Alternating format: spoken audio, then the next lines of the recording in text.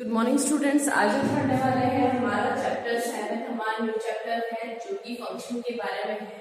वैसे फंक्शंस आपने अपने प्रोग्राम में से पहले वाले में यूज कर चुके हैं, पर फंक्शन अपनी डिग्री बढ़ेगी उसके बारे में कि क्या होता है फंक्शन। ठीक है, फंक्शन की डेफिनेशन हम मानते हैं कि हमें यहाँ पर फंक्शन की डेफिनेशन होती है a block of code which can only run when it is called.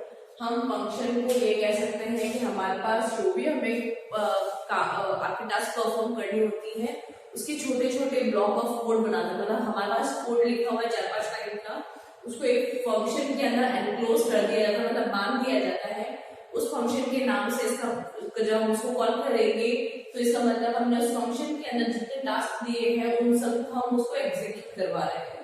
ठीक है, कि किस तरह से वर्क होगा हम ये बात देखेंगे। पहले तो हमारे बुक में एक एग्जाम्पल ही रहता है, उस एग्जाम्पल को आपने उसके एक सिंपल प्रोग्रामिंग बनाते हैं वो कैसे होगा, और एक फंक्शन के थ्रू प्रोग्रामिंग कैसे बनेगी हम वो भी देखेंगे। ठीक है, उसने आपको एग्जाम्पल दिया कंपनी है जिसने आपको टेंट्स बना रही है। ठीक है, company has task to fix, उनको एक टास्क मिला है selling price of each tent. आपको एक टेंट दिया हुआ है जिसका सेलिंग प्राइस आपको उसको निकालना है। तो कंपनी किस तरह से निकालेगी, पहले तो क्या है यूजर से लेगी कि उसको किस नाम का आपको टेंट बनवाना है, क्योंकि ये क्या है कस्टमाइज टेंट बनवाना है। ठीक है, कि कस्टमर को कितना रेडियस का टेंट चाहिए, कितनी हाइट होनी चाहिए उसकी, और आपको कितना कॉनिकल शेप होना चाहिए। ठीक है, इस तरह से वो टेंट डिजाइन कर रहे हैं कंपनी। ठीक है, तो पहले तो उसको क्या लेना पड़ेगा, आपके यूजर से लेना पड़ेगा, हाइट लेनी पड़ेगी, इसकी हाइट लेनी पड़ेगी, यहाँ से इसका रेडियस लेना पड़ेगा। ठीक है, और यहाँ से इसकी स्लाइडिंग हाइट आपको लेनी पड़ेगी, मतलब एल लेना पड़ेगा। ठीक है, स्लाइडिंग हाइट हमारे पास एल होती है। ठीक है, बाद में क्या करेगा, एरिया ऑफ कैनवास और कैनवास एरिया आपको देखेगा, फिर उसके कॉस्ट देखेगा। मतलब पहले तो क्या सिलेंडर का एरिया निकालेगा, फिर आपके कोड का एरिया निकालेगा। दोनों का एरिया निकालने के बाद वो एरिया ऑफ कैनवास, मतलब जिस मटेरियल से वो एरिया मटेरियल से आपका टेंट बनता है उसका एरिया निकालेगा। मतलब इसको प्लस करेगा क्योंकि टेंट का एरिया क्या होगा हमारे पास ये वाला प्लस ये वाला एरिया, दोनों का कैलकुलेट करेगा एरिया ऑफ कैनवास, फिर उसकी कॉस्टिंग निकालेगा। उस हमारे पास जो कैनवास हमने यूज करा है उस कैनवास हमें कौन सी प्राइस पे पड़ रहा है। ठीक है, हमारे पास क्या प्राइस आ रही है उसकी टेंट की।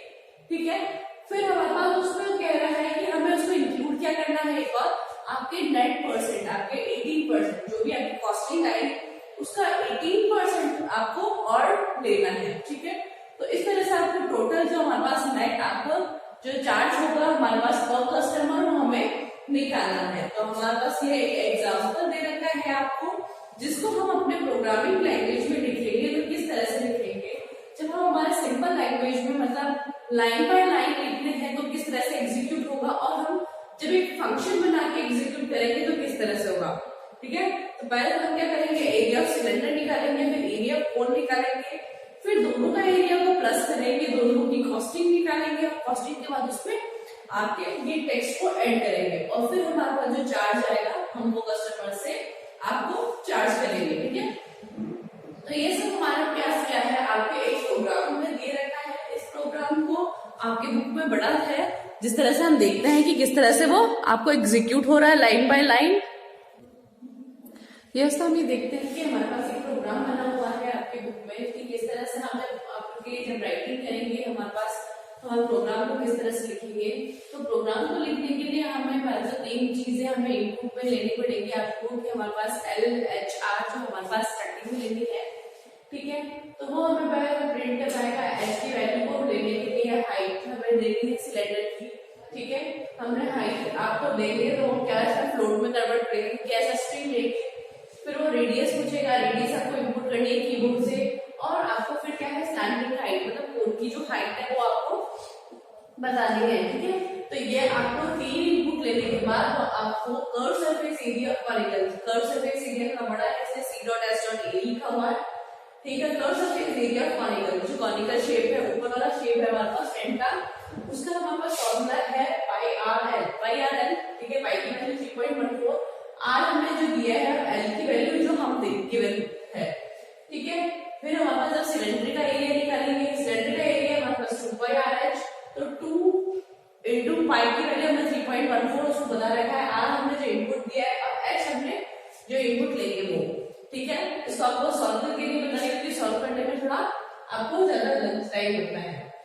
देखते हैं कि कर्व का बेस एरिया हमारे पास क्या है, हमारे पास कॉनिकल सिलेंडर का हमने मान लिया। तो ठीक है, तो मान लेते हैं कि हमारे पास आपने हाइट दे रखी है 2, रेडियस हमारे पास है 3, हाइट हमारे पास है 2। ठीक है, अगर आपको ऐसा दे रखा हो तो क्या होगा, बाबा ये निकाला हमने, तो हमारे पास क्या है 3.14 मल्टीप्लाई आर हमारे पास कितना है 3 मल्टीप्लाई 2। ठीक है, तो 6 को मल्टीप्लाई करेंगे तो हमारे पास कितना आ जाएगा, 6 4 24, 6 8 6 6 है 24, तो ये 24.148 आ जाएगा। इसी तरह हमारे पास जैसे सिलेंडर का मान लीजिए, सपोज कर लीजिए हमारे पास, ठीक है, सपोज कर लिया 35 पॉइंट समथिंग कुछ आ रहा है, मान लीजिए 35.84 ही आ रहा है। ठीक है, सिलेंडर का मान लिया हमने। ठीक है, अब हम दोनों को एरिया को क्या इनपुट करेगा, वो एरिया को दोनों को प्लस कर देगा, तो 24.84 प्लस 35.84 इसको प्लस करेगा। प्लस करने के बाद आपको जो भी आ रहा है 60.68 आ रहा है। ठीक है, वो इस तरह से कैलकुलेट करेगा, फिर वो आपको प्रिंट करेगा the area of canvas, the area of canvas is 60.8, इस तरह से आपको प्रिंट करेगा। फिर आपको यूनिट प्राइस को बताएगा कि आपको यूनिट का कॉस्ट, मतलब 1 मीटर का आपको 1 मीटर स्क्वायर में आपको क्या प्राइस बढ़ रही है। अगर आपने कहा कि मेरे को है ना 2 रुपीज पर मीटर पड़ रही है, तो वो क्या इसको मल्टीप्लाई करेगा 2 से, तो इसकी प्राइस निकलेगी। तो प्राइस हमारे पास कॉस्ट की प्राइस होगी। ठीक है, इस टोटल कॉस्ट की जो प्राइस होगी उसकी 18% निकालेंगे, 18% निकालेंगे। इसके लिए क्या है 18% को 0.18 लिखा है, डिवाइड बाय 100% ऑलरेडी दे रखा है आपके प्रोग्राम में, और टोटल कॉस्ट को इसको मल्टीप्लाई किया तो हमारे पास क्या आ जाएगी, नेट प्राइस आ जाएगी। और उस नेट प्राइस को हम क्या नेट प्राइस आने के लिए इस टोटल कॉस्ट में हमारे पास ये जो हमने टैक्स निकाला है, हमारे पास जो कॉस्टिंग आई है वो, और हमारे पास जो उसमें टैक्स हमें ऐड करना है वो, दोनों को ऐड करके हमारे पास कितना आएगा, नेट प्राइस आएगा। तो इस तरह से हमारी कोडिंग होगी। जब हम फंक्शन यूज नहीं करते हैं, हम फंक्शन को यहाँ पे कोई सा भी हमने फंक्शन नहीं लगाया है, तो इसमें पाइथन क्या करेगा, आपके लाइन बाय लाइन इंटरप्रेट करके लाइन बाय लाइन आपको एग्जीक्यूट करेगा। ठीक है, तो ये हमारा एग्जीक्यूशन होता है लाइन बाय लाइन, क्योंकि इंटरप्रेटर आपको पहले एक लाइन आपको इंटरप्रेट करेगा, मतलब आपको कन्वर्ट करेगा मशीन लैंग्वेज में, फिर उसको रन करेगा, है ना, एग्जीक्यूट करेगा। इस तरह से होता है। अब हम इसी प्रोग्राम को एक आपके फंक्शन के रूप में देखते हैं कि अगर फंक्शन में बना हुआ होता है तो कैसा होता है। अब हम बात कर लेते हैं कि उस प्रोग्राम को हमने किस तरह से हमारे फंक्शंस में डिफाइन किया है। ठीक है, फंक्शंस में मतलब हमारे पास ब्लॉक ऑफ कोड, तो इसमें हमारे पास बहुत सारे फंक्शंस बने हुए हैं, जैसे एक फंक्शन आपका ये बना हुआ है, एक फंक्शन आपका ये है, एक फंक्शन आपका ये है। ठीक है, जितने भी फंक्शंस होते हैं उनके फंक्शन के नाम के आगे आपको क्या लिखना है, DEF मतलब डिफाइन। आपके फंक्शन का नाम है, नेम ऑफ फंक्शन, मतलब सिलेंडर के लिए मैंने CYL लिखा है, ये है हमारे पास फंक्शन नेम। ठीक है, फंक्शन नेम के अंदर पास करने वाले जो होते हैं हमारे पास आर्गुमेंट्स है, जो हमारे पास आर्गुमेंट्स लेके हम पैरामीटर्स को, ठीक है, ये हमारे पास आपको जो भी आप इंसर्ट करेंगे हमारे कीबोर्ड से वो वाले वैल्यूज है। इस एरिया के अंदर हम करेंगे 2πRLH, आपके जो भी फॉर्मूला लगा हुआ है, और ये क्या है, हमेशा सारे फंक्शन जितने भी होते हैं ये हमें क्या रिटर्न करेगा, हमारे पास कुछ रिजल्ट। ये जो भी आपके रिजल्ट आएगा वो किसको रिटर्न करेगा, वापस फंक्शन को ही रिटर्न करेगा। ठीक है, ये इसी तरह से सारे फंक्शंस मैंने डिफाइन किया है। फंक्शन का नाम, आपके उसके पैरामीटर्स है, फंक्शन में क्या कैलकुलेटर मतलब इसमें फंक्शन में क्या टास्क परफॉर्म हो रही है वो आप उसमें लिख सकते हैं, और हमेशा उसके नीचे क्या है, रिटर्न वैल्यू। ये आप रिटर्न कोई वैल्यू दे या नहीं दे ये ऑप्शनल है, पर हमारे पास यहाँ पे क्या रिटर्न वैल्यू लेना चाहते हैं, इसलिए हमने क्या लिखा है उसके अंदर रिटर्न एरिया फॉर्मूला। हमारे पास जो रिजल्ट आ रहा है ये हम उसको किसको पास करेंगे, हमारे पास फंक्शन के। ठीक है, तो फंक्शन को पास करेंगे। इसी तरह हमारे पास टेक्स्ट का भी हमने एक फंक्शन बनाया है, जिसमें टेक्स्ट में हमारे पास जो भी कॉस्टिंग आई है यहाँ रिटर्न होगा। ठीक है, ये फंक्शन हमने पहले डिफाइन करे हैं, पर इसका मतलब ये नहीं है कि हमारा प्रोग्राम यहाँ से स्टार्ट होगा। हमारा प्रोग्राम वो यहाँ से एग्जीक्यूट करता नहीं है, वो सिर्फ ये आपके डेफिनेशंस को पढ़ रहा है, देख रहा है कि यहाँ डेफिनेशन है, यहाँ डेफिनेशन है, यहाँ डेफिनेशन है हमारे फंक्शन की। नेक्स्ट लाइन कौन सी देखिएगा, नेक्स्ट लाइन आपको यहाँ देखिएगा इंटरप्रेटर। ठीक है, प्रिंट करेगा value of cylinder by 10 meters. ठीक है, आपको जब आउटपुट भी इस तरह से शो होने वाला है। पहले वो ये वाली लाइन प्रिंट करेगा क्योंकि फंक्शन को वो नहीं लेता पहले, ठीक है। तो हमारे पास करेगा enter the cylinder part in meters, ठीक है। मीटर्स में आपको सिलेंडर पार्ट को देना है। फिर वो हाइट का पूछेगा, ठीक है। तो हाइट हम देंगे, जैसे हमने h इक्वल्स टू हमने क्या एंटर करा है, हाइट में अगर हमने एंटर कर दिया 2 एंटर कर दिया, फिर r लिखा हुआ आएगा, r हमने एंटर करा 3, ठीक है। अब यहाँ पे क्या है, ये वाले जो है ना, ये वाला लाइन, ये हमारे पास होती है आपके सिलेंडर का हमने ले रखा है, तो इसका सिलेंडर का आपको कॉलिंग फंक्शन कर रखा है, फिर सिलेंडर वाला फंक्शन को कॉल किया है। तो ये फंक्शन का नाम कैसे होता है हमारे पास, ठीक है। ये फंक्शन का नाम है, इसका पैरामीटर है, और यहाँ पे आपको वो यहाँ पर जाके कॉल करता है। तो इसका मतलब है जब ये वाली लाइन पे आएगा हमारा इंटरप्रेटर, तो वो यहाँ से कहाँ जाएगा, इस फंक्शन के ऊपर। इस फंक्शन के अंदर जो भी काम हो रहा है, जो टास्क परफॉर्म हो रही है, वो आपको परफॉर्म करेगा। मतलब एरिया निकालेगा 2 इंटू पाई, आर हमने जो दे रखा है वो क्या लेगा 3, यहाँ देगा आपके 2, ठीक है। कैलकुलेट करेगा जो भी आपके एरिया ऑफ सिलेंडर आ रहा है, तो अगर सपोज करिए आपका एरिया ऑफ सिलेंडर कुछ आ रहा है जैसे 20.56 ऐसा कुछ आ रहा है, ठीक है। ये आपके आ नहीं रहा है, सपोज करा रहे हैं, ठीक है। अगर ये सिलेंडर का आया है तो रिटर्न किसको करेगा, ये वापस इस फंक्शन को रिटर्न करेगा, ठीक है। अभी ये इसके पास कौन सी, हमारे पास क्या है, एरिया ऑफ सिलेंडर उसके पास है, ठीक है। यहाँ पे फंक्शन के पास है।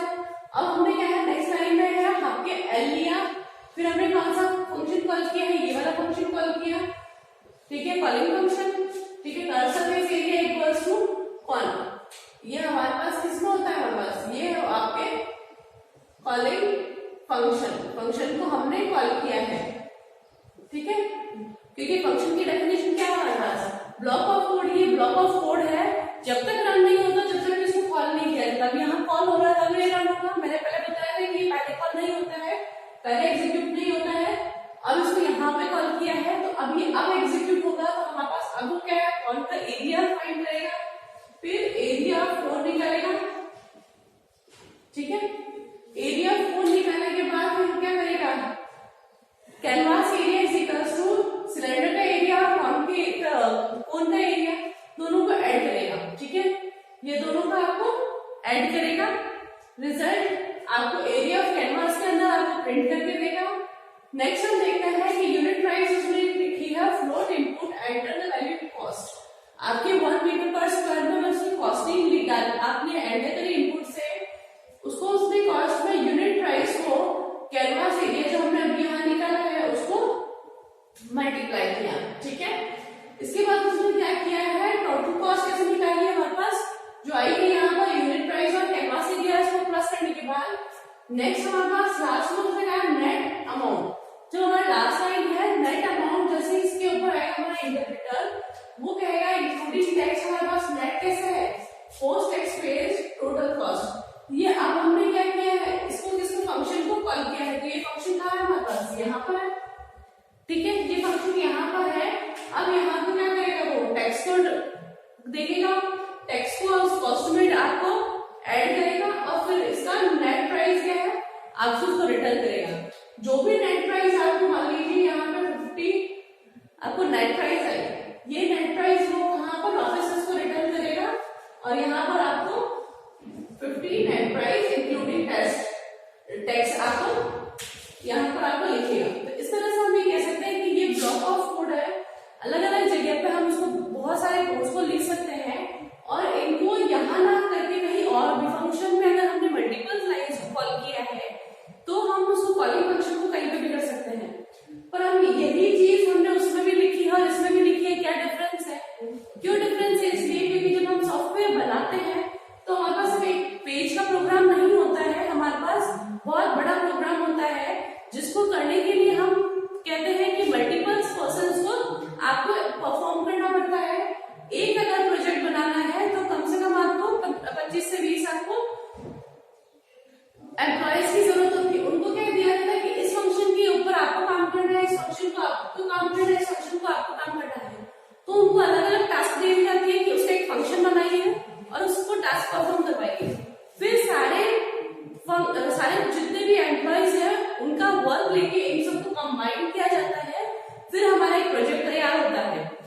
अगर हम वैसा वाला करते हैं simple programming line by line, तो सिर्फ एक ही पर्सन को पता होता है जो कि कर रहा है कि आपके उस प्रोग्राम में क्या किस तरह से स्टेप बाय स्टेप हो रहा है। इसमें क्या है, हर अलग अलग आपको अलग अलग फंक्शंस बना के दे दिया जाता है, फिर उनको कंबाइन करके आपके सॉफ्टवेयर रेडी होता है। इसलिए हमारे पास ये प्रॉफिट होता है हमारे पास फंक्शन का, ताकि हम उस फंक्शन को कहीं पे भी प्रोग्राम में कॉल करके आप उसको एग्जीक्यूट करवा सकते हैं। ठीक है, इसके बाद हम इसके फंक्शन की एडवांटेज क्या होती है और फंक्शन